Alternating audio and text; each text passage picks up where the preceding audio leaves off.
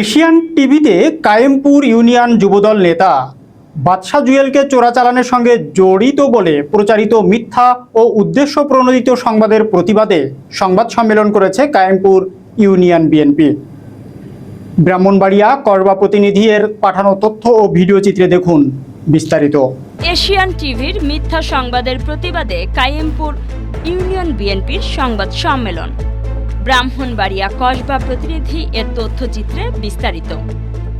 Asian টিভিতে Kayempur union Jubodal নেতা বাদশা জুয়েলকে চোরাচালানের সঙ্গে জড়িত বলে প্রচারিত মিথ্যা ও উদ্দেশ্য প্রণোদিত সংবাদের প্রতিবাদে সংবাদ সম্মেলন করেছে কায়েমপুর ইউনিয়ন বিএনপি। বৃহস্পতিবার 22 মে কায়েমপুর ইউনিয়ন বিএনপির পার্টি অফিসে আয়োজিত এই সংবাদ সম্মেলনে বাদশা জুয়েল দাবি করেন 19 মে প্রচারিত ওই প্রতিবেদনে তাকে সীমান্ত এলাকায় চোরাচালানের সঙ্গে জড়িত বলে উপস্থাপন করা হয়, যা সম্পূর্ণ ভিত্তিহীন। তিনি বলেন, মূলত 71 টিভিতে 6 মাস আগে সিলেট ও রাজশাহীর একটি ফুটেজ প্রচারিত হয়। সেটিকে এডিট করে কসবায় সীমান্ত বলে মিথ্যাচার করা হয়েছে। ইউনিয়ন বিএনপির সভাপতি মোহাম্মদ মুখলেসুর রহমান অভিযোগ করেন 30,000 টাকার বিনিময়ে এশিয়ান টিভিতে উদ্দেশ্যমূলক প্রতিবেদনটি প্রচার করা হয়, যা কায়েমপুর ইউনিয়নের ভাবমূর্তি ক্ষুণ্ণ করেছে। নেতারা আরও অভিযোগ করেন, ব্যক্তিগত বিরোধের জেরে স্থানীয় এক ব্যক্তি এই মিথ্যা সংবাদ তৈরিতে প্ররোচনা দিয়েছেন। বাদশা জুয়েল বলেন, আওয়ামী ফ্যাসিবাদী সরকারের মদতে স্থানীয় ক্ষমতাসীন দলের অনুসারীরা আমাদের দমন করতে এসব ষড়যন্ত্র করছে। সংবাদ সম্মেলনে বাদশা জুয়েল সহ বিএনপির শতাধিক নেতাকর্মী উপস্থিত ছিলেন। তারা মিথ্যা সংবাদ প্রচারের সঙ্গে জড়িতদের বিচারের আওতায় আনার দাবি জানান। আজকে যে বিষয়টা হচ্ছে, এশিয়ান টিভি যে আমার নামে নিউজটা চলছে, এই নিউজটা একেবারে ভিত্তিহীন।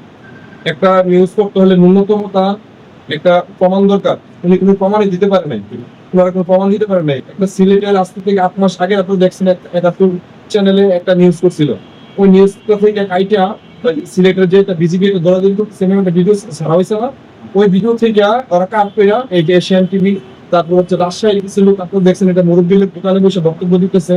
ওইটা থেকে এটা আঞ্চলিক ভাষা হচ্ছে রাজশাহী, তো রাজশাহীর লোকের ওইখান থেকে একটা ভিডিও কাট করছে, কাট করে এটার সাথে অ্যাডজাস্ট করে আমাদের নিউজটা করা হয়েছে। আমাদের জাতীয় যুবদলের নির্বাচিত সেক্রেটারি ছিলাম।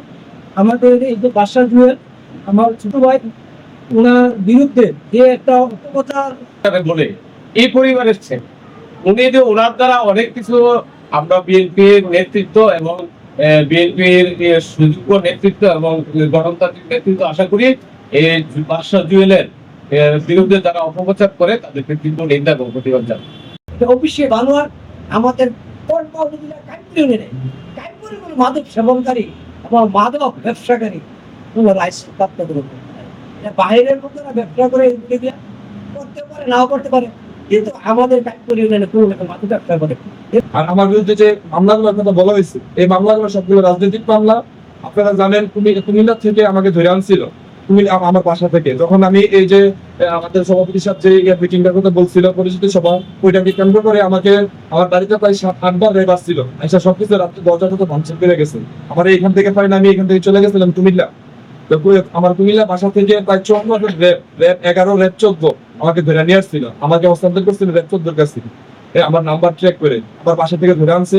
আমি তখন বিয়ে করছিলাম, মাত্র 19 দিন হয়েছে। 19 দিন পরে আমার বাসা থেকে ধরে আনছে, কুমিল্লার বাসা থেকে ধরে আনার পরে 3 দিন আমাকে